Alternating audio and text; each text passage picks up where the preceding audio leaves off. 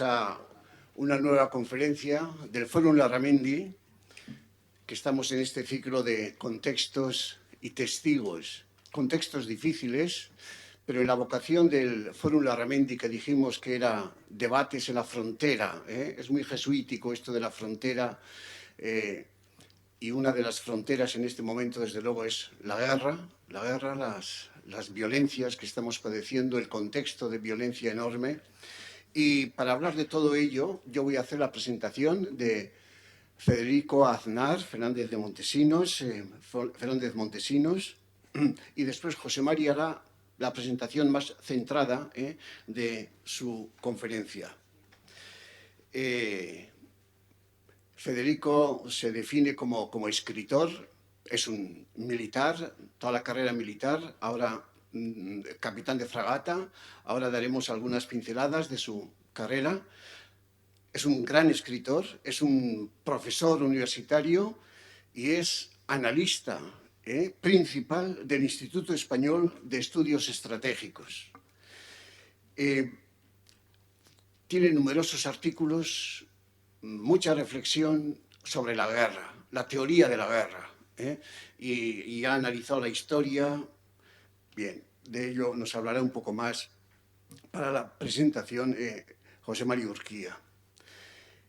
Es uno de los grandes expertos de España en materia de todo lo que se refiere al terrorismo yihadista, a los procesos de guerra que nos han invadido tantas veces y que tienen pues su proceso de convertir la política en guerra. ¿Por qué algunas políticas se convierten en guerra? Bien. Como experto en cultura, en civilizaciones, en religión islámica, las relaciones entre España y el norte de África es otro de los grandes temas que le ha tocado. Ha intervenido en numerosos congresos nacionales e internacionales, foros, ponencias, mesas redondas, en la televisión, lo hemos visto varias veces.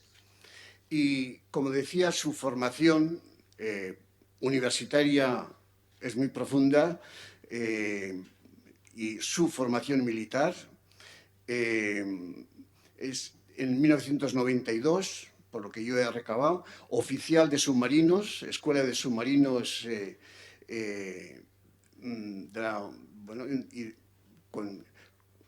en la Facultad de Telecomunicaciones de la Universidad de Vigo, licenciado en Ciencias Políticas y Sociología y doctor en Ciencias Políticas y Sociología, con la tesis doctoral Las nuevas guerras, validez de la polemología para el análisis de los conflictos del siglo XXI.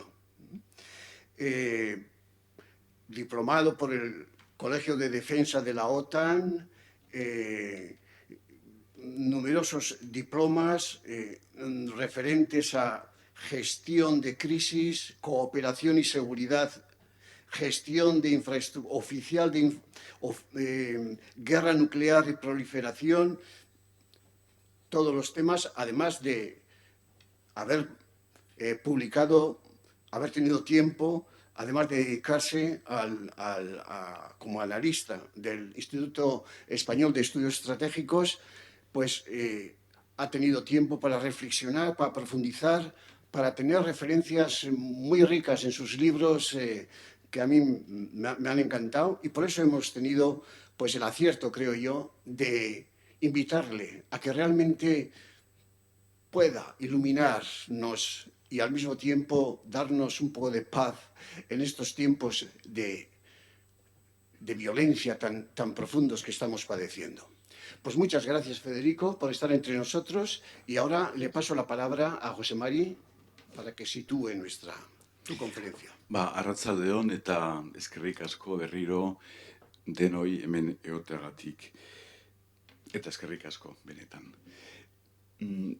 Tenemos el buen recuerdo todavía de la conferencia del jueves pasado de la Met, ¿no? Hablándonos de las trincheras de Dios y haciendo una reflexión sobre lo que fue la guerra civil, nuestra guerra civil de 1936. Y hoy se ha programado de nuevo, bueno, desde otro ángulo, el tema de la guerra en nuestro ciclo Contextos y Testigos de nuestro Fórum Larramendi, que ya lleva muchos años. Hemos pensado que es un tema de máxima actualidad. En el enfoque ético de las fronteras, un poco del Fórum Larramendi, que busca las fronteras actuales, debatir en las fronteras. Bueno, ¿qué vamos a decir de los conflictos armados que tristemente estamos viviendo ahora? Lo recordábamos el jueves pasado. Y es verdad que los conflictos armados han recibido una atención más bien escasa por parte de las ciencias sociales.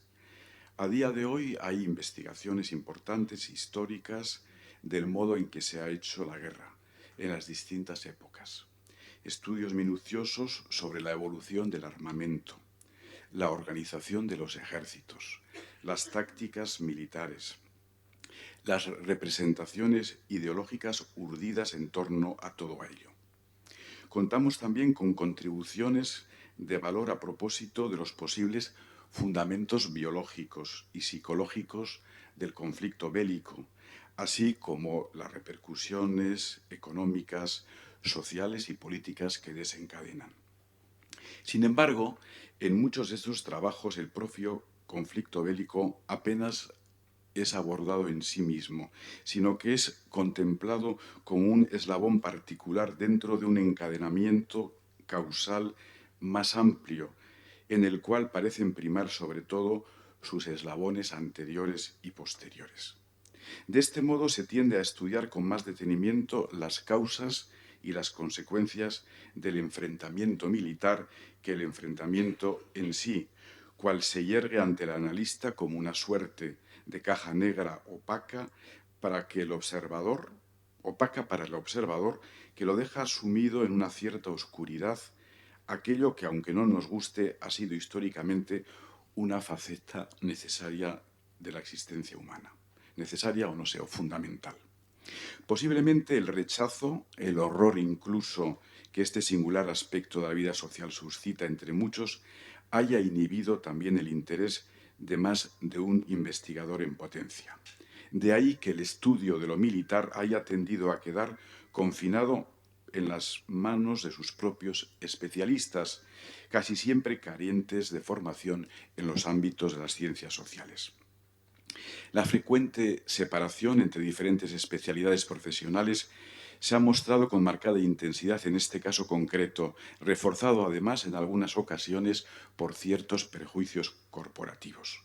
El resultado ha sido una notoria dificultad para elaborar un enfoque más global y comprensivo sobre estas realidades, capaz ante todo de conjugar un conocimiento profundo de los entresijos técnicos de la materia con esa habilidad para contextualizarlos y explicarlos que brindamos la teoría social. Bien, hoy nos acompaña Federico Aznar, al que saludamos con verdadero gusto, porque él mismo se define como militar y humanista. Ya lo ha recordado Juan Antonio.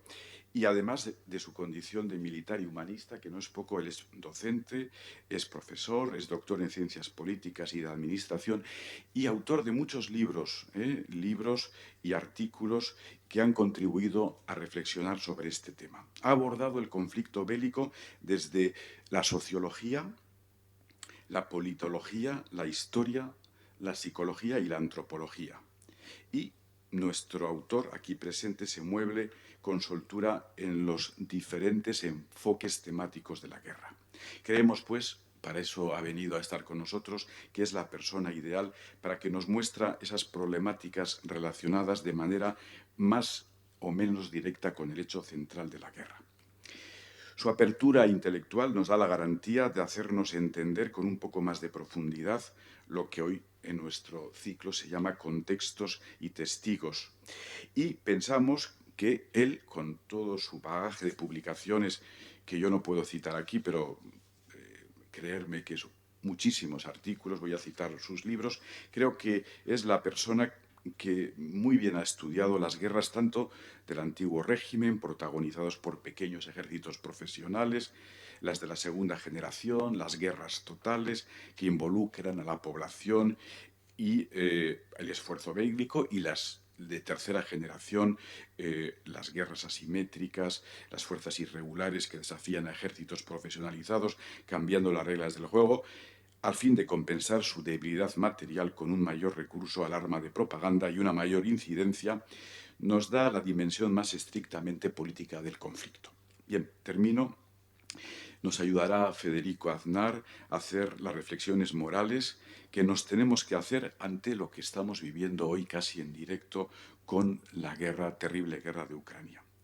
Federico Aznar ha insistido reiteradamente que la guerra no es solo un acto estrictamente militar, sino un acto global, un hecho social total. El esfuerzo investigador de nuestro autor sobre la guerra, estoy seguro, nos ayudará a sistematizar todos los factores relevantes a tener en cuenta para la comprensión de este fenómeno social que tanto impacta en nuestras vidas y nos obliga a reflexiones éticas. Quiero señalar sus libros, sus últimos libros, Panorama histórica y etnográfica del Sahel, Repensando el liderazgo estratégico y Vulnerabilidad y democracia en Iberoamérica, riesgos tradicionales, nuevas amenazas para la paz y seguridad. Muchas gracias, Federico Aznar, por tu presencia y tienes la palabra. Es que ricasco. Muchísimas gracias. No, Ya está. El color rojo es siempre peligro. es el rojo, sí. Si quieres, te pongo este. Apago este. Ahí. Muy bien. Pues nada, muchísimas gracias. Un privilegio y un honor encontrarme hoy aquí. Ha sido una presentación excelente, una magnífica puesta en escena de lo que les traigo. La gente compareció en el Congreso de los Diputados y lo dije. Para mí la realidad es irrelevante. Yo soy un hombre de teorías, ¿no? Y luego, si la teoría es cierta, la realidad convergerá con la teoría y estaremos haciendo prospectiva. Pero en este mundo nadie atiende a la teoría, todo el mundo va a los hechos, al dato, a lo último. Y falta esa base previa, esa aproximación, ¿no? Porque decía Bismarck que solamente los tontos aprenden de su propia experiencia. Yo prefiero aprender de la experiencia de los demás. Es decir, no estar en el último conflicto, haber estado en los anteriores, tener una teoría para poder abordar lo que está pasando. Y yo es eso lo que en estos 50 minutos les quiero traer, un skyline de lo que hay, las ideas, los debates, porque detrás de cada transparencia que van a ver rápidamente y de las que le daré dos ideas, verán ustedes que hay un fondo importante. Y luego, en nombre de la humanidad, iremos haciendo paradas, ¿no? Para dar salida también a las dudas, a los problemas que surjan, ¿no? y a las disconformidades que se planteen, ¿no? En esto no estoy de acuerdo, pues vamos a debatirlo. Entonces, bueno, pues esa es la idea de, como decimos los marinos, la idea de la maniobra. Las armas, instrumentos nefastos, los hombres de bien no las emplean nunca. Donde campan los ejércitos solo crece la maleza. Ese es el Tao Te Ching, que es un gran clásico de la literatura china. Lo escribió Lao Tse. Lo que no sabe la gente es que hay muchos estudiosos que lo consideran un tratado filosófico militar equivalente al de Sun Tzu. Y bueno, con una concepción negativa de las cosas, ¿no? Hoy la guerra la hemos, hasta que ha vuelto a Europa, habíamos pensado que se había acabado para siempre, que los ejércitos eran innecesarios, que las políticas de poder habían terminado. Y hemos visto que es una idea de Foucault y de toda una corriente filosófica que piensan que la guerra es una cuestión de cultura y social y que eliminándola de nuestra cabeza, de nuestro mapa, la guerra acabará por desaparecer. El problema es que guerra y paz son términos que se conjugan simultáneamente. Y si estamos siempre hablando de paz, como debemos, de alguna manera también estamos hablando de guerra por oposición. Y esta termina por aparecer. En fin, son muchos los debates, ¿no? Estos son todos terrenos de contradicción. La guerra está prohibida desde el Tratado de Locarno. La Constitución Española del 31 se prohíbe la guerra, artículo 6. Coherente con aquello. Y estando prohibida la guerra, con dos excepciones, cuando hay agresión o cuando lo autoriza el Consejo de Seguridad, sin embargo, se regula en derecho. ¿Cómo prohíbes una cosa y la regulas en derecho? Porque sabes qué va a suceder. Y no se llama ya derecho de la guerra, sino que se llama, voltereta intelectual, derecho internacional humanitario. O sea, cambiando los conceptos. En fin, como ven, estamos ante un tema que se las trae, ¿no? Entonces, bueno, es una frase de Heráclito, el filósofo oscuro. La guerra es el padre de todas las cosas. De unos hacer dioses, de otros esclavos, de otros hombres libres, ¿no? Entonces, polemos, ¿no? La guerra. Polemología es la ciencia que estudia la guerra, es un término que se inventó Gaston Boutoul, un sociólogo francés, que trata de ver la guerra desde una perspectiva integral, ¿no? En la batalla de Vermul, entre Enrique I de Inglaterra y Luis VI de Francia, murieron 3 hombres y hubo 150 prisioneros. En la batalla de Agnani, dentro de las guerras italianas, hubo un muerto por caída del caballo. Pero hay gente que dice que aquello eran auténticas guerras y no la Primera Guerra Mundial. Hace 3 años celebramos el fin de la Primera Guerra Mundial. Pero claro, y 100 años después se siguen preguntando cuáles fueron las causas, porque no se encontraron. Es decir, fue una guerra absurda, fruto de un liderazgo débil por parte, fruto de incomprensiones y de un largo tiempo de paz que había permitido olvidar la tontería que era la guerra, ¿no? En el siglo XVI hubo 27 guerras mayores, 17 en el XVII, 10 en el XVIII, 5 en el XIX y 5 en el XX. En el siglo XIX murieron 15 millones de personas en combates armados. En la Primera Guerra Mundial, 25 millones. Y en la Segunda Guerra Mundial, 110 millones. En todo el siglo XX, un siglo ordenado, murieron 187 millones. Decía Solzhenitsyn que los malvados de Shakespeare solamente mataban a 10 o 12 porque no había orden. Y si uno se va y visita Auschwitz, que está próximo a Cracovia, verá que es un campo con mucho orden. Con mucho orden. El siglo XXI parece que es un siglo desordenado. Esperemos que sea tan desordenado como lo fue, tiene las mismas letras, el siglo XIX, pero todas las cifras que les he dado son relativas. Cuando Caín mató a Abel, destruyó el 25% de la humanidad. O sea que hay que interpretar las cosas en su contexto. La gripe española mató 50 millones de personas. O sea, estamos hablando de grandes cosas. Se han producido cambios. Antes moría 8 soldados por cada civil, ahora mueren 8 civiles por cada soldado. Entonces, han habido cosas. Y este gráfico que les traigo es interesante, ¿no? Porque todos los gráficos mienten.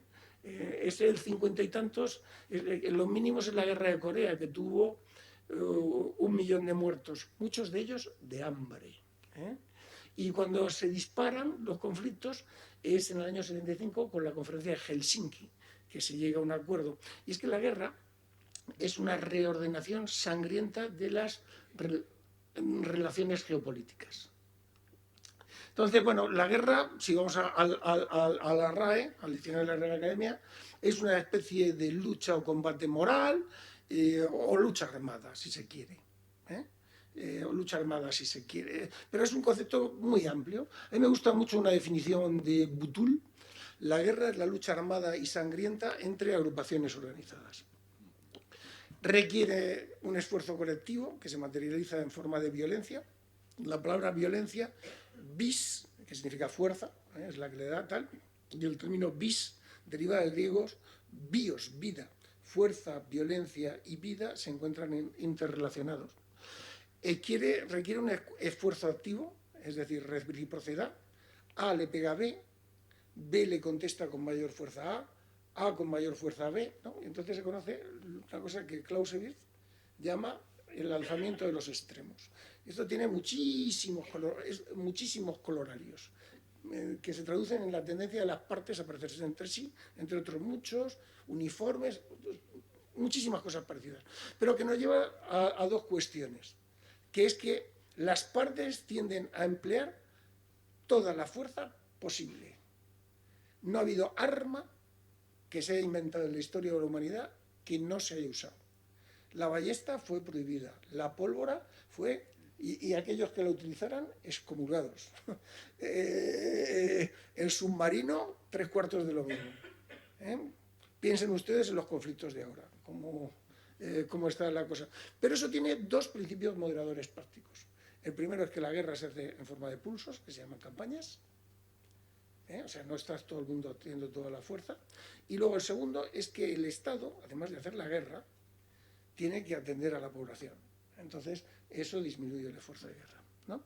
Y además requiere organización. De hecho, es lo que define al neolítico. El neolítico, cuando empiezan a haber las guerras, porque hay un remanente que permite la alimentación de los soldados. Podemos plantearnos las guerras en términos de derecho, ¿no? Como un acto que comienza con una declaración de guerra, el jus ad bello, las razones para ir a la guerra, se desarrolla de un cierto modo, el jus in bello, y acaba en un tratado de paz. Pero todo el mundo sabemos que esto no es así. Estados Unidos, desde todo lo que diga yo, tiene su pie de página, y el que quiera, pues luego se lo doy. Todas las cifras, todo, ¿no? Estados Unidos utilizó la fuerza en 220 ocasiones y declaró la guerra en 5.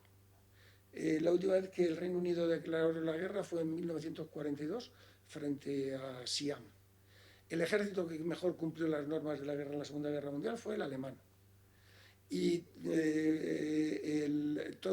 los acuerdos de paz, el 60% de ellos se rompen en menos de 10 años, y el último acuerdo de paz serio en Europa fue el Tratado de Versalles, Trianon, Neuilly, toda una serie de tratados. Y la Segunda Guerra Mundial no. Y la guerra de Kosovo acabó con un acuerdo, los acuerdos de Dayton, unos acuerdos técnico-militares, ¿no? Podemos plantearnos la guerra en términos militares. El que gana todas las batallas gana la guerra. Pero también sabemos que eso no es así. Estados Unidos ganó en Vietnam militarmente y Francia en Argelia, y los dos perdieron la guerra. Podemos plantearnos la guerra en términos de justicia, pero ¿es justo matar a un lechero que esté en el bando equivocado? Se podrá decirse que es necesario, pero justo, yo creo que podríamos debatirlo, ¿no? Podemos plantearnos la guerra en términos médicos. ¿Saben ustedes la definición médica de guerra? Epidemia de politraumatismos. Eso es una guerra en términos médicos. ¿Me equivoco, doctor? Epidemia de politraumatismo. La cirugía avanza. El triaje avanzó en la guerra. Eso es un invento de guerra. O sea, la clasificación, que eso pasó con el COVID, los cambios de parámetro. O sea que, en fin, la guerra es un acto militar, es un acto jurídico, es un acto económico, es la guerra religiosa. Ben Laden, sí, pero ¿qué hacemos por la guerra por los diamantes? La guerra por los negocios, pero ¿qué hacemos con Ben Laden? Es un acto de lo que usted quiera, pero es algo más que eso, es un acto político, y el que no haga un análisis político se equivoca de parte a parte. La guerra es un enfrentamiento de poderes, un enfrentamiento de poderes. El maquiavelismo de la estrategia confunde fuerza con poder, pero son dos conceptos distintos. O sea, poder, o sea, el Reino Unido requisó los bienes argentinos que estaban en el mercado de Londres cuando el mercado tal, en el 82, y le hizo polvo a tal. O sea, la guerra es algo más que lo militar. Además, y tiene su propia lógica, una lógica de transformación.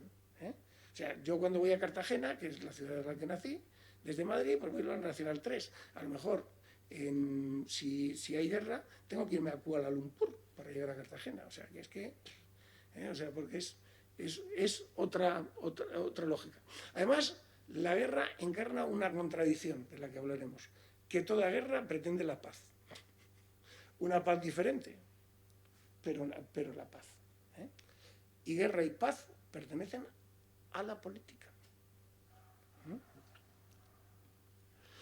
¿La guerra requiere derramamiento de sangre? Bueno, hay gente que dice que sí, pero hay gente que dice que no, que busca el colapso del Estado.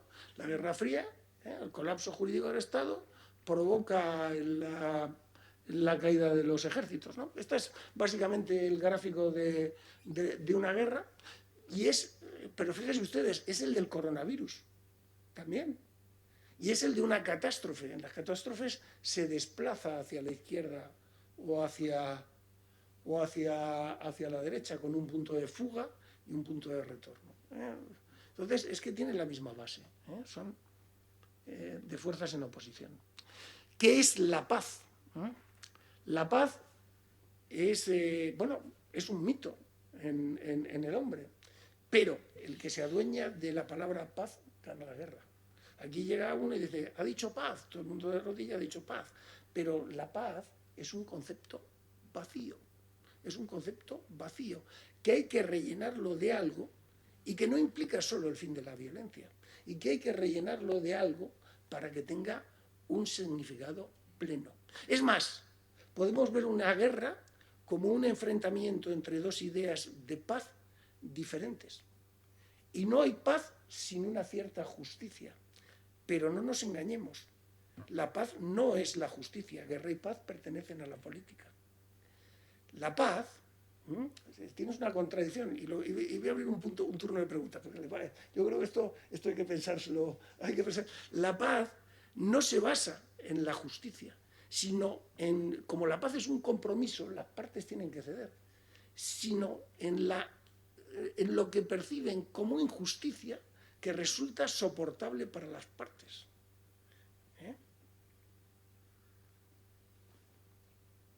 ¿Hacemos unas preguntas, un turno de preguntas?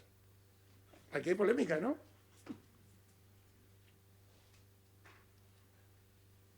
Sí. ¿Tú quieres decir que hay una injusticia siempre? Claro, ¿no? O sea, la gente, los franceses... Una injusticia tolerable, ¿no? Los franceses, al imponer el Tratado de Versalles a los alemanes, se sentían que ellos renunciaban a algo, y a los alemanes los arrasaron porque fue una imposición que era económicamente impagable. Y tanto los franceses como los alemanes pensaban que habían cedido demasiado. Claro, Francia había quedado devastada como consecuencia de la guerra. O sea, tú pregúntales a los serbios en Kosovo y pregúntale a los albaneses. O sea, que es una injusticia tolerable. En ese sentido sí, puede ser percibida como eso. ¿Algún comentario, alguna pregunta? Paz, pacaris, ¿no? Concepto, ¿no? Compromiso. Bueno, pues seguimos. Freud se dio cuenta de una cosa, en un libro que es un gran clásico, se llama El malestar en la cultura, que es que los grandes conflictos no se basan en las grandes diferencias, sino en las diferencias menores. Cuanto menor es la diferencia, mayor es la violencia.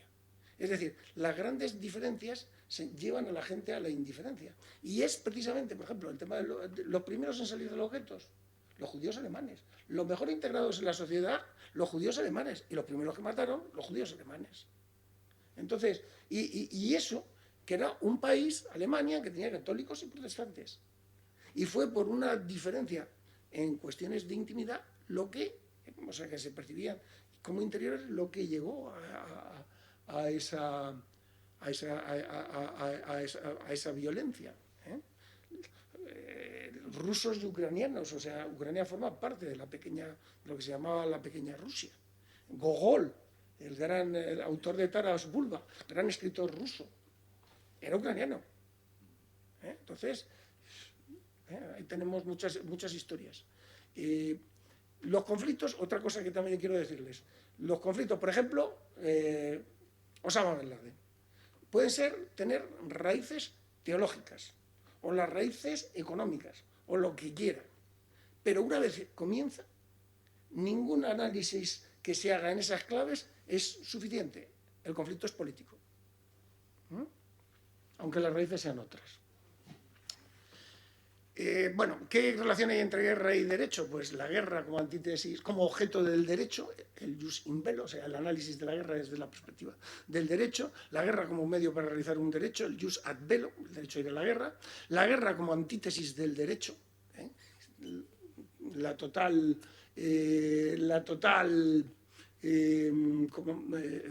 prohibición del derecho, un espacio de supervivencia, y la guerra como fuente de derecho, por la gracia de Dios, ¿no? Ganas la guerra y todos los demás son los culpables, ¿no? Así es. Entonces, es guerra justa. Puede ser las guerras justas, se puede obtener la justicia a través de una continuación de situaciones injustas. Yo no lo veo, no lo termino de ver. Y es que la guerra pertenece a la política y la justicia pertenece a la ética o al derecho. Al poner guerra justa, estamos poniendo cosas que pertenecen a planos distintos o que no forman parte del mismo plano, y entonces estamos generando, por así decirlo, ¿cómo se llama? Un bucle melancólico. Porque los dos términos no son iguales. Es como hablar de un silencio verde o de la soledad sonora. Son metáforas, pero no hay pleno encaje. Añade una frase sobre esto de la justicia en las guerras que me resulta fundamental, y es Maquiavelo. Maquiavelo, en el capítulo 26 del Príncipe, ese sí me lo sé, en su historia de Florencia, cita a Tito Livio, la historia de Roma, ¿no? Las guerras samnitas, que dice: solamente son justas las guerras que son necesarias, y son piadosas las armas si no hay esperanza fuera de ellas. Es decir, mírate, primero son piadosas las armas, mírate si puedes hacerlo de otra manera que no sea violento. Y si tiene que ser violento, estate seguro de que ganas. Son justas las guerras que son necesarias, porque no te has metido en una guerra que no es necesaria. Principio de prevención. Ahí lo tienen. Entonces, bueno, aquí les traigo este gráfico. Este es un gráfico interesante, tiene mucho desarrollo, que es táctica, ¿no? La palabra tacto con tacto, el nivel más bajo, ¿no? Que es lo que pretende ahí, pues una batalla, una batallita pequeña, el arte operacional, el teatro de operaciones, una batalla más grande. La estrategia tiene que ver con la vista, con el general. Y en estos tres casos se pretende la victoria, ¿no? Le pretende la victoria, y que esas victorias estén alineadas. ¿Pero qué pretende el político? El político pretende la paz, obtenida a partir de las victorias, pero que es un fin diferente. Esto se lo voy a poner con un equipo de fútbol, ya que está el Real Sociedad aquí jugando, por traerles algo de fútbol aquí. ¿Qué pretende el Real Madrid? Lo siento. Pues ganar un partido, a nivel táctico, ganar un partido. A nivel operacional, hombre, la Liga. A nivel estratégico, pues la Copa, la Recopa, la Contracopa, allí donde se juegue. Y a nivel político, ¿qué pretende? Ganar dinero, que es un concepto diferente de todos los anteriores y en el que el esfuerzo anterior se traduce. Y estamos aquí ante esto mismo. En fin, por ponerles un poco de historia de la guerra, a mí me gusta desde los reyes, la unión dinástica de los reyes católicos, ¿no? España, tal, se empiezan las guerras de los estados, ¿no? Es lo que se conocen como guerras de primera generación, que son las guerras de los reyes, una marcha hacia el orden hecha por soldados profesionales, que al final el soldado es el hombre del rey porque lleva la chaqueta del rey, coronel del rey, ¿no? Eran ese el concepto, ¿no? Y hechas por intereses concretos. Hay una frase que me encanta de ¿cómo se llama? Francisco I, el rey caballero. Mi primo Carlos y yo estamos de acuerdo, los dos queremos Milán. Queremos Milán. Entonces había una batalla, ganaba uno, perdía el otro, daban paso a la diplomacia y ya está, y se entendían. Pero tú aquí que se produjo la Revolución Francesa. Y entonces la Revolución Francesa trajo consigo una cosa, que es la ley Carnot. en que llamaba el esfuerzo total, ¿no? Los jóvenes harán la guerra, las mujeres tejerán para llevarle a ello, los hombres casados harán el esfuerzo, no sé qué, y los viejos predicarán el amor a la República y el odio a los reyes, ¿no? Y entonces es el pueblo en la guerra. Entonces, en España, en 1808, para que tengan ustedes una idea, teníamos 80.000 soldados. Y 22.000 de los cuales nos los divirtieron hacia Dinamarca, en un conflicto un poco absurdo. Quedaron 50.000. Napoleón, con este sistema, levantó 1.800.000 y arrasó Europa. ¿A qué precio? Al precio de la entrada del pueblo en la guerra. Y al pueblo ya no se le puede pedir moderación. Una vez que lo pones en marcha, moderarlo, y eso supuso pues una ampliación de los objetivos de la política. Y se produjo la revolución de los transportes y la revolución industrial, ¿no? Después, la batalla de Agincourt, ¿no? Una célebre batalla, con un célebre discurso, tal, que tuvo lugar en 500 metros. Waterloo en 2500. ¿No? Entonces, con la revolución de los transportes y la revolución industrial, se produjo una ampliación de los límites del campo de batalla, ¿no? Al final, pues, la batalla del Marne, 14 kilómetros, la batalla de Inglaterra, luego Hitler que quería Rusia entera y la destrucción del otro. Tal. Entonces, esta ampliación de los medios de la guerra y del campo de batalla y de los objetivos de la política condujo a la guerra total. Y ya en la Segunda Guerra Mundial se dieron cuenta de que bueno, pues esto era excesivo y tal, y entonces empezaron la famosa, que el nombre no es alemán, sino la Blitzkrieg, que es un nombre inglés. Los ingleses les encanta ponerle los nombres a las guerras de los otros. Entonces la idea era hacer una penetración rápida, y atacar los centros de mando logísticos y luego se caía al frente. Eso es la Blitzkrieg. Entonces es una guerra tal. Y es una guerra más directa, más tal, que sería la guerra de Kosovo, sería el epítome máximo de este tipo de guerras, que ya no se destruía el ejército, se le inutilizaba, y bueno, pues se le recuperaban y se destruía el país, tal. Una cosa muy quirúrgica, ¿no? Pero luego al mismo tiempo existía el terrorismo y tal, y las guerras de cuarta generación, ¿no? Que es Osama Bin Laden, terrorismo global y todas estas cosas. El mundo del siglo XX era un mundo seguro. Eran dos arcos góticos confrontados y aquí no se mueve nadie porque nos destruimos los dos. Pero por debajo era posible la política. El mundo se hizo con la caída menos estable, más inseguro, y tras el 11S nos hicimos, aunque el mundo realmente era más seguro, la seguridad es una percepción. O sea, uno se siente inseguro porque se siente él inseguro. Yo he visto a gente que se siente en lo alto, en el pico de un monte, se siente súper seguro. Pero hay otro, pero es una percepción. Y nosotros nos sentimos menos seguros, ¿no? Porque podían llegar hasta nosotros, ¿no? Entonces, el hecho decisivo de los últimos 50 años es la caída del muro de Berlín. La conflictividad a partir de bajó y el 11S es un pico. Y el gasto militar mundial bajó en todas partes, excepto en Asia-Pacífico. Y a partir de 2016 el gasto militar ha empezado a incrementarse, ¿no? Entonces, bueno, ¿cómo eran estas guerras, ¿no? En la periferia de Occidente, ¿no? Pues antes nosotros teníamos guerras de los unos con los otros, ¿no? España con Francia, pero lo de Marruecos o lo de los otomanos, pues no era guerra, era lo que había, ¿no? Pero ahora al aumentar entre el Imperio Chino y el Imperio Romano, las guerras, no había ni conflictos ni guerra, no había nada. No había nada. Entonces, bueno, ahora hay conflictos con aquellos con los que te relacionas. Al aumentar las relaciones, aumentan los conflictos. Pero como hay relaciones, los conflictos disminuyen. Lo que pasa es que los conflictos locales se pueden globalizar. Entonces, que eso es lo que nos preocupa de Ucrania, un conflicto local que se globalice.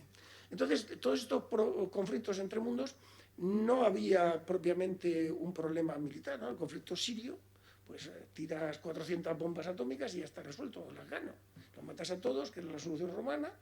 O, bueno, que eres más humano, desembarcas 6 millones de personas y no tienes ningún problema. Pero luego te lo quedas y tienes que reconstruir el país.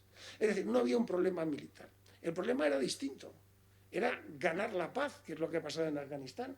O sea, una cosa es ganar la guerra, que eso está resuelto, y otra cosa, si no aniquilas a todo el mundo, que te lo impiden tus códigos éticos, tienes que ganar la paz, que es una actividad, recuperar el espacio público, reconstruir el país, y es una actividad muchísimo más demandante.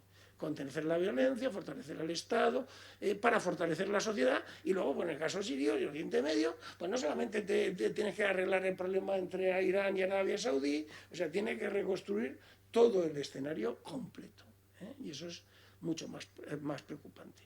Luego son guerras que, pues, no siempre han ganado los fuertes, sobre todo últimamente, según parece, que son los conflictos, que has hecho alusión a ellos, los conflictos asimétricos. ¿Qué es un conflicto asimétrico? Dos capacidades diferentes. Por ejemplo, la guerra de las Malvinas no fue asimétrico porque se aceptó el plano militar como plano de enfrentamiento, pero lo que el débil no puede hacer es aceptar las reglas del fuerte, porque si tú aceptas las reglas del fuerte, pierdes. Entonces, ¿qué es lo que es? Que el conflicto militar disminuye y se traslada al económico, a la opinión pública, a otra serie de planos donde el débil tiene posibilidades. Entonces, estamos ante dos enfrentamientos de modelos estratégicos diferentes, ¿no? Eso es un conflicto asimétrico. Bueno, la gente piensa que el dios de la guerra es Ares, y es cierto, pero la diosa de la estrategia, de la guerra inteligente, de la guerra justa y de la palabra, es Atenea, que es la diosa de la palabra. Porque el que tiene la palabra y marca las palabras con las que se desarrolla una guerra, al marcar las palabras con las que desarrollas una guerra, marcas el marco de la guerra y estableces las reglas de la guerra. Y al establecer las reglas de la guerra, decides el resultado de la guerra, porque no vas a establecer las reglas de la guerra para perderla, ¿no? Digo yo. Hay gente que puede que sí, pues yo no. Entonces, bueno, las palabras.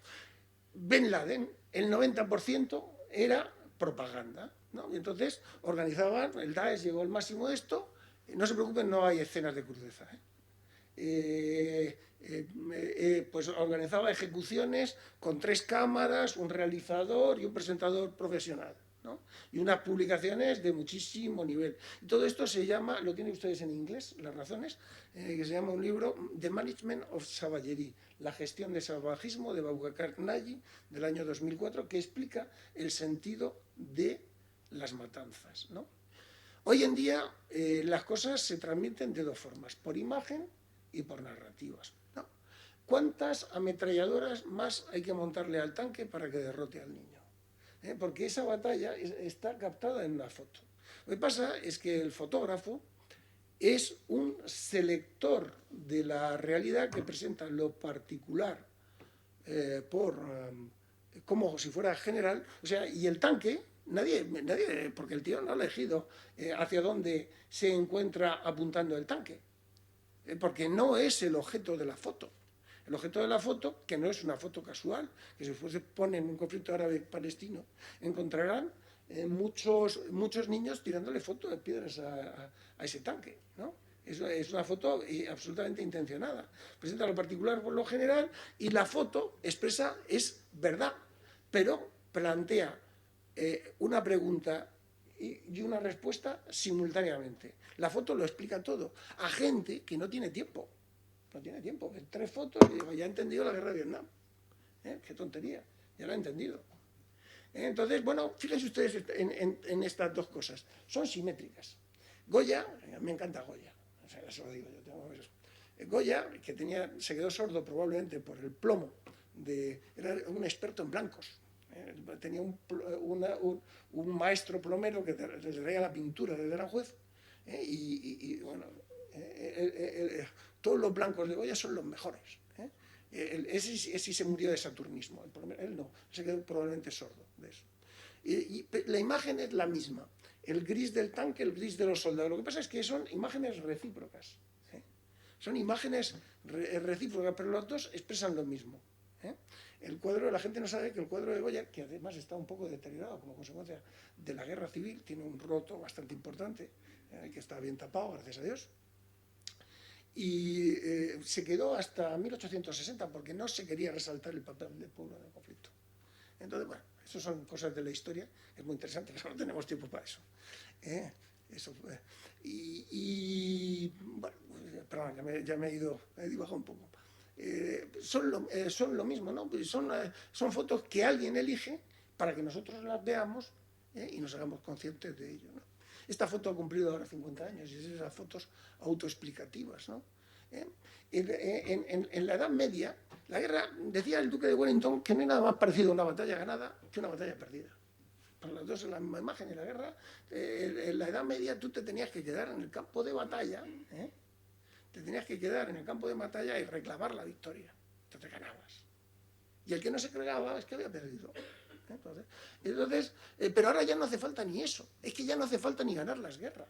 Ahí tenemos Rambo. Rambo es, ¿para qué vas a ganar la guerra de Vietnam si luego puedes crear personajes como Rambo? Ahora Vietnam es uno de los mayores países, de los países con mayor comercio con Estados Unidos.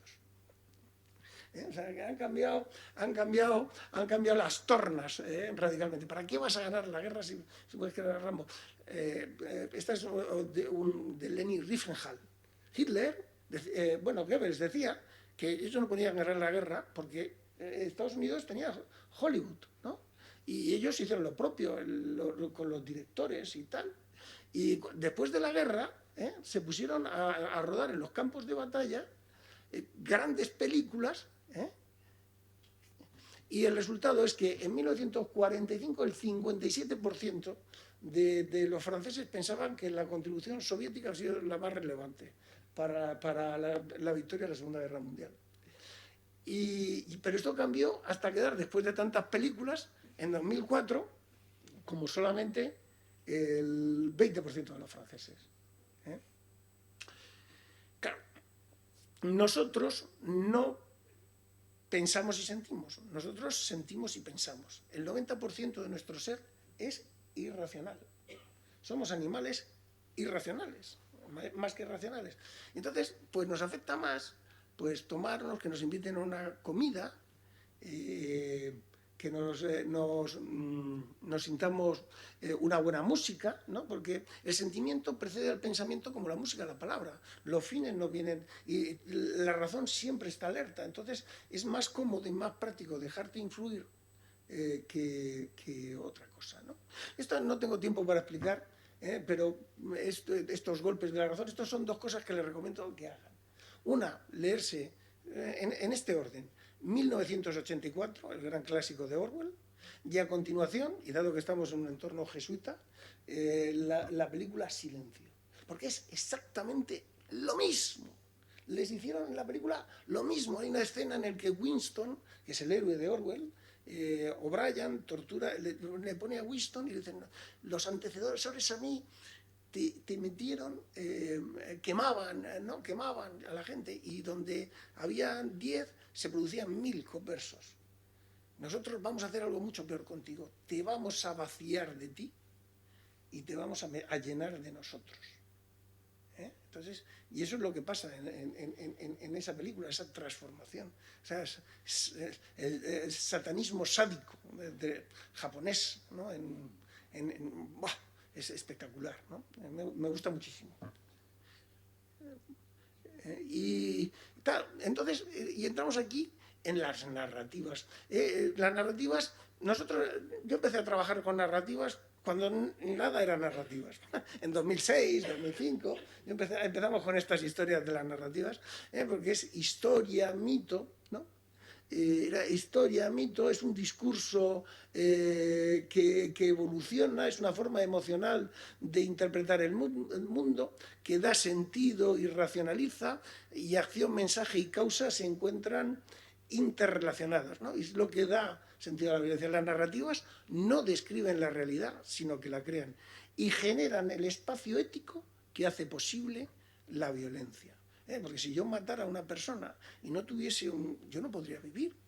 no tuviese un receptáculo moral que me protegiese frente a eso, y ese espacio lo proporcionan las narrativas, ¿no? Había una entrevista de un falso director de un periodista que se presentó a un exterrorista, tal, que le preguntó, bueno, que te quiere de un medio afín, y dice, no, quiero ser de este medio, quiero hacerte unas preguntas y tal. Entonces, bueno, ¿qué opina usted de las personas que ha matado? Las personas que ha matado, pues, así, tal, media respuesta. Bueno, ¿y de sus familias? Las familias, tal. Y de las últimas elecciones, democráticas, ha ganado su partido, tal. Vamos a ver. Usted no me tiene que preguntar a mí eso. Usted me tiene que preguntar por el dolor de mi familia, por el sufrimiento de mi pueblo, por la represión y la tortura, por todas. Esas son las preguntas que me tiene que usted hacer a mí. Si usted me pregunta por las personas que yo he matado, por sus familias y por las condiciones democráticas de este territorio, usted no es de ese medio. Es decir, esto ilustra lo que quiero decir que es la narrativa. La narrativa no está en lo que se dice, está en el dominio del silencio. De lo que no se dice. Hitler, que tenía sus cosas, pero de violencia sabía, decía, los partidos políticos pueden hacer concesiones, las ideologías jamás, porque si una ideología hace concesiones, se desmonta. Es decir, a las ideologías tienen una serie de temas de los que no deben de hablar, o sea, fijan una serie de temas de los que hablar y otros que no. La capacidad, las narrativas es la capacidad para imponer el silencio sobre determinados temas. Preguntas. Vamos a hacer un poco, porque yo sé que esto es un discurso fuerte. Si tienen ustedes alguna pregunta, algún comentario. De las relaciones, incrementa también la posibilidad de guerras. Claro. Con la intensificación de la globalización de la economía, la parte económica, la dimensión económica, que va creciendo, hace prever un futuro de conflictos. Vamos a ver, pensemos en el coronavirus, o sea, el turismo. El turismo genera conflictos. Bueno, en el turismo vienen terroristas y viene coronavirus. O sea, la globalización es un barco que lo trae todo junto. Tú aumentas las relaciones, pues aumentas los conflictos porque has aumentado las relaciones. Pero al tener más relaciones, que es lo que proponen los liberales, disminuyes la intensidad de los conflictos. Eso sí, ¿por qué? Porque tienes más relaciones a las que asirte. Pero claro, Sí. pero males y bienes vienen juntos. Dice, pues no quiero turismo. Bueno, pues pierde dinero. En la capacidad que existe de crear silencios con unas narrativas concretas, ¿cuánto contribuyen los militares a que realmente las narrativas no lleven a conflictos, sino que existan? Yo no sé cómo tienen que ser las narrativas tecnológicas de la guerra o las narrativas de lo que debajo de un conflicto concreto existe, de asimetrías, etcétera, etcétera. Pero, ¿cuánto crees tú que en este momento la existencia de la dimensión militar de los estados contribuye con sus historias, con sus narrativas, a que realmente la gente vaya, pues, haciendo conscientes los silencios que está provocando o cómo se está recreando la realidad en esa presencia más o menos mayor de lo militar? Vamos a ver. Aquí hay dos temas, que es un tema conceptual muy profundo. ¿Es una democracia puede hacer narrativas? Mi opinión es que no. Una democracia no puede hacer narrativas. Debe de permitir, o sea, el aparato del Estado, de un Estado democrático, no debe hacer narrativas. Debe permitir a los ciudadanos que formen sus opiniones por sí mismos. Ahora bien, este mundo, no podemos hablar de estados democráticos, podemos hablar de estados con diferentes calidades democráticas, que es el concepto que yo creo que más potente y más adecuado a la situación. Y hay estados con calidades democráticas bajas, y aprovecho que otrora formaban parte del antiguo Pacto de Varsovia, que se trasladan a estados democráticos, cuyas empresas, que no sabemos muy bien de dónde vienen, no sabemos muy bien de dónde vienen, y que muchas veces se alinean con las políticas que proponen esos países libremente, pretendidamente, pero coincide. Entonces, y que además adquieren sectores estratégicos, bien sean tecnológicos o bien sean de la información, donde hacen llegar sus puntos de vista. Entonces, bueno, eso se llama Sharp Power. Es un concepto que se llama Sharp Power. Claro, esto a las democracias nos genera serios problemas, porque que hay que imponer la censura. O sea, ¿cómo hacemos esto? Bueno, pues esto sería un debate de altura, un debate profundo, sobre calidad de democracia, libertad, medios, que se corresponde en el Parlamento que se tenga. No hay nada en el siglo XXI quien piense que una cosa es sencilla o no está informado o está profundamente equivocado. Nada hay sencillo. Nada hay sin debate.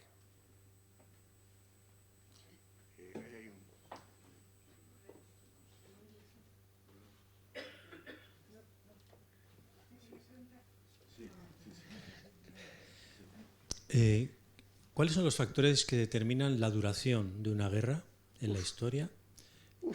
¿Cuánto va a durar la guerra de Ucrania?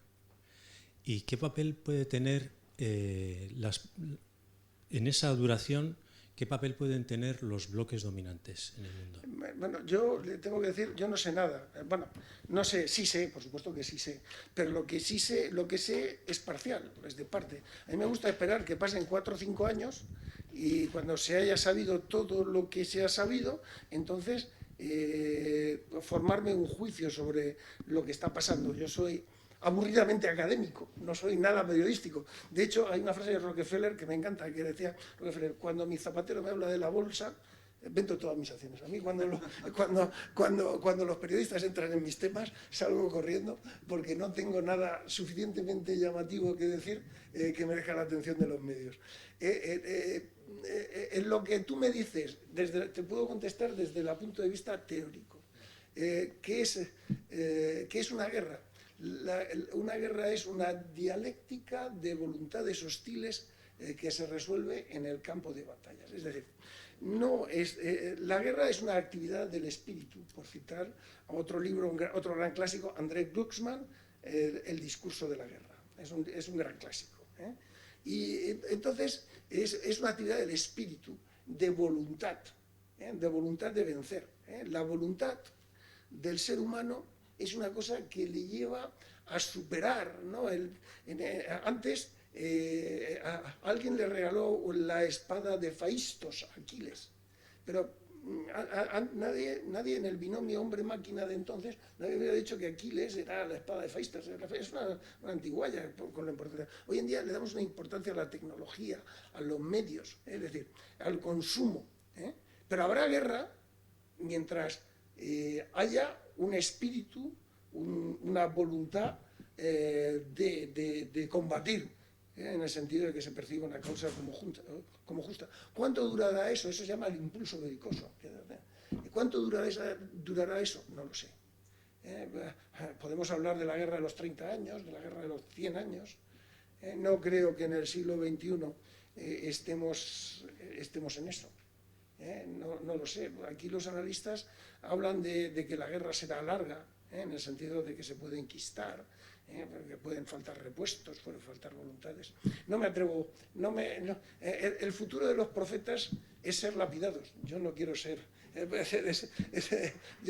profeta. Eso es una frase no quiero ser profeta. Pero sí le puedo decir que aquí hay mucha voluntad y mucho empecinamiento, que costará tiempo en acabar con él. Piense usted en nuestra guerra civil, año 36 y 39, con piedras y palos. ¿Qué factor tienen en la guerra? Siempre en la guerra hay un líder, ¿no? Hay una persona que aparece, ¿no? Hitler, Guerra, sí. aparece ahora Putin, aparecía Napoleón, aparece... Es decir, ¿cuánto factor hay en una guerra en el aspecto, vamos a decir, personal de una persona? ¿O eso es más bien una idea también un poco equivocada? Es decir, al final es una persona y esa persona lleva al desastre, vamos a decir, o esa es la persona que pone la cara y detrás de eso hay toda una maquinaria que es la que está manteniendo eso, ¿no? Pero la historia siempre ha hecho ver pues un maléfico personaje, o decir, a eso, ¿qué opinión te merece ese? Pues, bueno, ese es un debate muy interesante porque es el liderazgo en tiempo de guerra. Bueno, la gente sigue antes a un líder antes que una abstracción. Es decir, se concentran en una persona. Cuando los argumentos se concentran en una persona, pues se le sigue mucho mejor. Luego, como le pasó a Hitler, acabas con Hitler y ya está, el pueblo alemán fue Hitler, ¿no? Fue Hitler el culpable de todo aquello. También permite, y entonces, bueno, pues se puede hacer una regeneración, ¿no? Es la famosa justicia transaccional, ¿no? Que también tiene sus debates. Pero te puedo contar el caso, por ejemplo, de Churchill. Churchill, uno de los grandes hombres de guerra, pues hizo viajes en transatlántico a Estados Unidos, estuvo enfermo en el desierto y casi se muere de aquella, creo recordar. O sea, y estuvo un tiempo, o sea, que no era él, era el equipo al que él representaba. Entonces, los líderes muchas veces dicen, no, acabamos con el líder y acabamos con el problema. Yo me lo plantearía dos veces, ¿no? Sobre todo en el siglo XXI. Acabar con un líder muchas veces es dejas estructuras sueltas y te puede pasar cualquier cosa. Entonces, porque tú siempre necesitas a alguien con quien dialogar, identificar. ¿Cuál era el problema de los talibanes? ¿Con quién hablo? ¿Entiendes? Necesitas relaciones. Entonces, bueno, el liderazgo en tiempos de guerra, el líder puede tener una responsabilidad, incluso mucha responsabilidad, pero no toda la responsabilidad y no todo el poder. La ficción de poder es poder, ¿no? Decía Hobbes. Entonces el prestigio es poder, pero ni aún así es todo el poder. Siempre hay una superestructura detrás.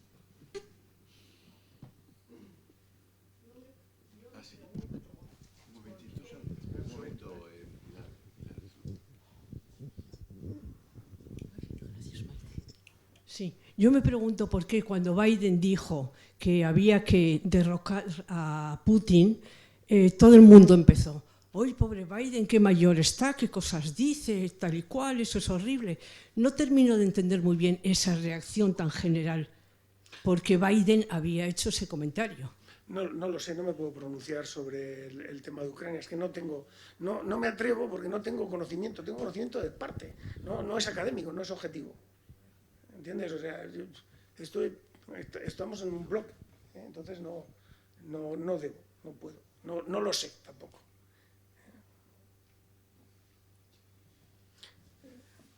Bueno, yo sigo un poquito más. 10 minutitos más.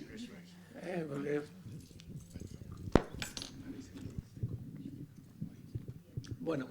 Bueno, en las narraciones el terrorismo no busca control territorial, busca control mental. O sea, evitar el pensamiento reflexivo. ¿Cómo lo hacían esto el Daesh? Pues cogían a una señora, la mataban ante las cámaras y ya estaba todo el mundo aterrorizado con todas estas. Y bueno, pues las narrativas se han utilizado siempre. La famosa leyenda negra, ¿no? que es un concepto de Julián Juderías, de principios del siglo XX, que sintetizaba una serie de pensamientos que están en relación con la creación de la imprenta y con un grabador que se llamaba Teodor de Brie, que socavaron eficazmente el poder político de España, con todas estas en el norte de Europa. Francia en España, a través de la francmasonería, captó las élites españolas que se fueron a Bayona a recibir a José Bonaparte. Las películas de indios y vaqueros incumplieron 400 o 500 tratados los norteamericanos, pero lo presentaban como un acto valiente, ¿no? Los chistes, el humor, Lo primero que hizo, las pocas personas que hizo matar el profeta Mahoma fueron aquellos que se burlaban de él y aquellos que hacían poesía sobre él. O sea, no se andaba. Reagan era un actor que contaba unos chistes magníficos, tenía un equipo que le hacía chistes. De hecho, la CIA contaba con un equipo que hacía chistes de rusos. O sea, el humor degrada. Y aquí el término PIGS. El término PIGS es un concepto que apareció en Holanda, en un periódico de Holanda. Esto lo dijo Borrell, no lo he dicho yo. Se fue a la City y de repente un problema que era el de las hipotecas subprime, que venían de Estados Unidos, se transformó en que los países católicos del sur no pagaban, debilitando la posición de España. Carlos el Chacal se convirtió al Islam. ¿Por qué Carlos el Chacal se convirtió al Islam? Porque decía que el comunismo no resolvía el problema de la vida eterna. Entonces, el tema es lo importante a la hora de luchar contra el terrorismo no está tanto en detener terroristas como en acabar con la narrativa terrorista, y no tampoco en acabar con la narrativa terrorista, sino en superar esa narrativa. ¿Cuál es el problema del terrorismo islámico? Que es muchísimo, la narrativa islámica del Islam es una narrativa, el salafismo viene de salaf, el salif, los antepasados piadosos, que es un término que han adquirido ellos y que, bueno, pues les ha puesto en relación con una larga tradición islámica de construcción intelectual y teórica que es fortísimo. O sea, el terrorismo islámico, para que ustedes se den una cuenta, Abdelkrim el-Hatabi, ¿saben ustedes quién fue? Es uno de los que Anual, el líder de Anual, era Cadi de Cádiz. El líder islámico por excelencia no es el militar, es el jurisconsulto. Entonces, estamos hablando de un terrorismo de una profundidad intelectual notable, notable, que devora cualquier tipo de nacionalismo porque tiene la vida eterna. Y así, esta gente, esto es el Tauhid, la unicidad, la confluencia de todo en torno a Dios. Va feliz a la muerte. Bueno, vivimos en un mundo sin fronteras, ¿no? Hoy en día, ser enemigo de alguien, pues cuesta muchísimo. Tenemos, por ponerlo con China, porque en Rusia se me torcería el ejemplo, pero por ponerlo con China. China es un socio, un rival geopolítico, un miembro del Consejo de Seguridad, una potencia nuclear, que además el otro día estuve en un concierto de La Lange en el Teatro Real y estaba todo lleno de chinos, que es uno de los mejores pianistas. Tal. O sea, es muchas cosas. En unas cosas aliado, en otras cosas rival. Entonces el mundo es híbrido. Tenemos una relación entre todos y luego una serie de rivalidades por una serie de puntos en otras cosas. O sea que el concepto de una guerra, las guerras totales requieren que seamos en todo enemigos y eso ya es muy difícil, ¿no?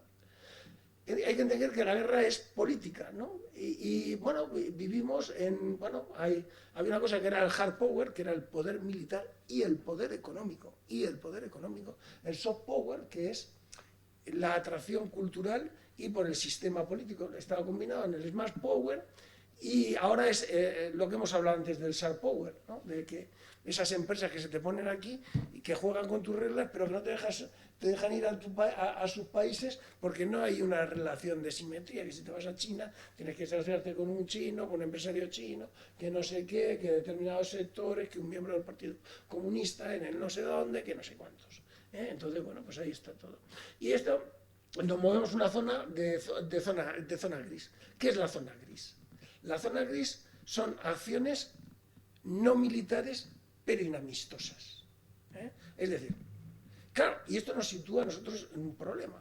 ¿Sabían ustedes, por ejemplo, para que se den cuenta de las complejidades del siglo XXI, ¿sabían ustedes que el 60% del PIB europeo está basado en sistemas apoyados en el espacio exterior, en satélites? 60% del PIB europeo apoyado sistemas satélites. O sea, te derriban un satélite y te tiran un 2% del PIB, por ejemplo, o un 1%. ¿Y tú qué haces? ¿Qué haces tú si reciben un ciberataque? Esto, claro, por las democracias, pues contestamos con otro. Pero ¿puede una democracia sin autorización parlamentaria hacer un acto hostil? ¿Cuál es la respuesta a un ciberataque? ¿Les tiro 2 bombas? Otro ciberataque, pero de menos capacidad, cuando ellos tienen más capacidad. Entonces, estamos en un terreno, o si ellos te hacen narrativas o te hacen una política de descalificaciones o mueven a los medios en contra tuya, pues son actuaciones inamistosas, pero que se desarrollan dentro de un orden, y que pueden ir el caso de Ucrania pues puede ser una actuación, bueno, desde los hombrecillos verdes, que nadie sabía quién era, hasta ya los hombrecillos verdes se han puesto el parche, y ya sabemos quiénes son, ¿no? Y ahí están estas cosas, ¿no? Y que incluyen acciones de inteligencia, diplomática, todas estas cosas. ¿Han visto esta película? Es magnífica. Espías desde el cielo. Pues es una película estupenda, ¿no? Porque te describe una realidad de una operación, cómo estos están... esto con grandes visos de realidad, ¿no? De cómo se destruye a un terrorista a través desde el cielo, ¿no? Le lanzan un misil, los problemas de que aparece una niña, y entonces matamos al terrorista, matamos a la niña, todos los dilemas, pero si el terrorista se escapa puede matar a 200 personas, y entonces la niña merece la pena que muera la niña o arriesgar que muera la niña para evitar que mate a 200 personas, con todos esos debates, ¿no? Y aquí lo que es interesante es que se viene a dar una situación que se reproduce con Carlos V, el famoso 4 de V en la batalla de Mühlberg, ¿no? Que ya se pueden dirigir desde a los ejércitos desde muy lejos, desde el poder político directamente, ¿no? Voy a acabar con el tema de la desinformación. Yo creo que la guerra es engaño. La guerra es el arte del engaño, porque lo que te dice, acóplate al enemigo, dice Sun Tzu, y alcanzarás la gloria, ¿no? Entonces, para que no te acoples, pues lo tienes que engañar, ¿eh? Entonces, y es el arte del engaño, ¿no? El Corán también dice, Dios es el maestro de los engañadores, ¿no? Es un el arte del engaño. ¿Qué es la desinformación? La desinformación es todo aquello que impide el uso correcto de la información disponible.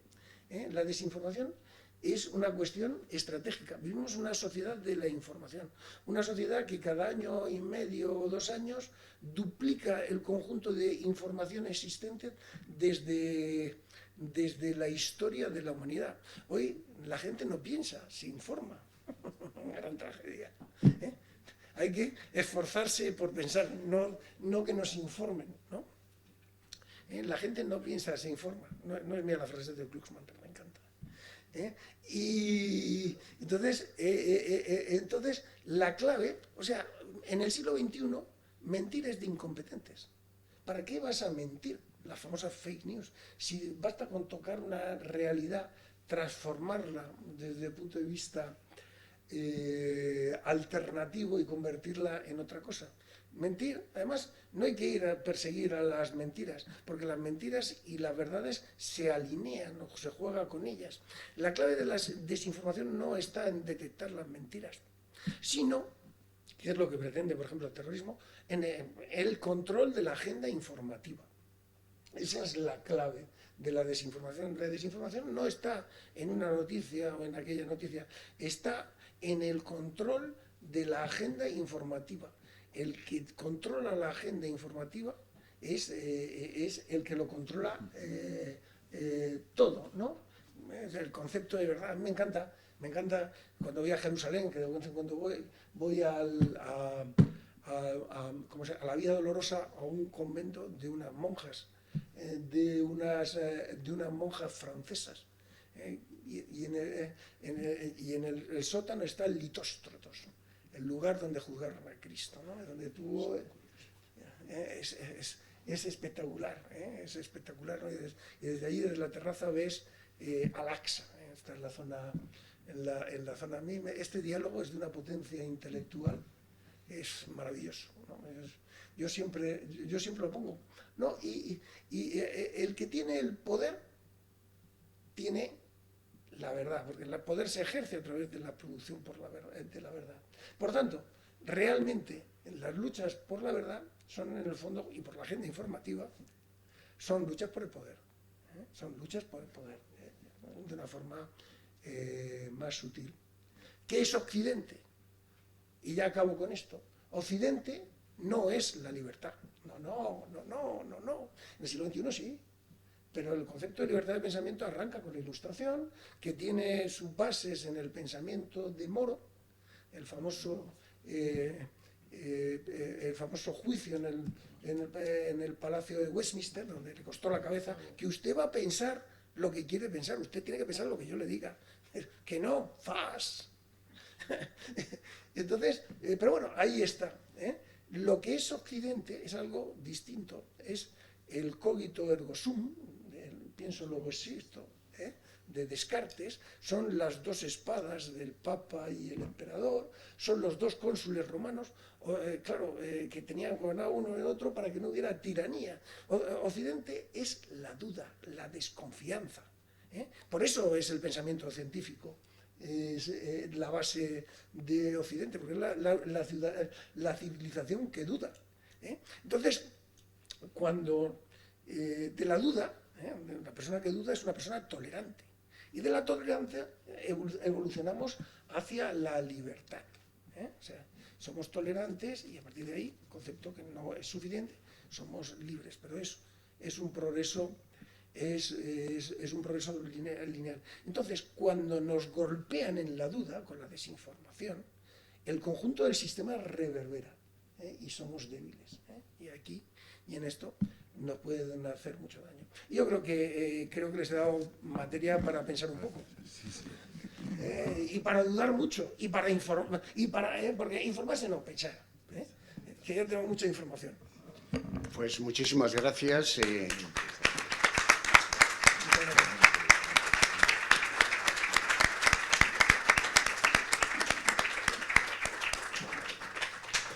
Pues con este aplauso nos despedimos de usted, don Federico Aznar. Gracias por todo lo que ha aportado a este debate tan profundo sobre esa frontera tan importante de la guerra, donde tenemos que vivir, donde tenemos que pensar, donde tenemos que situarnos con la verdad.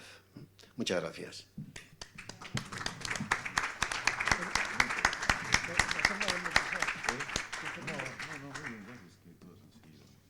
Hasta el próximo jueves. Eso es hasta el próximo jueves, que tendremos, tal como pone ahí, a Jesús Conil, en ese debate importante también entre Nietzsche y Habermas, donde se sitúa realmente la intimidad de la persona humana. Muchas gracias.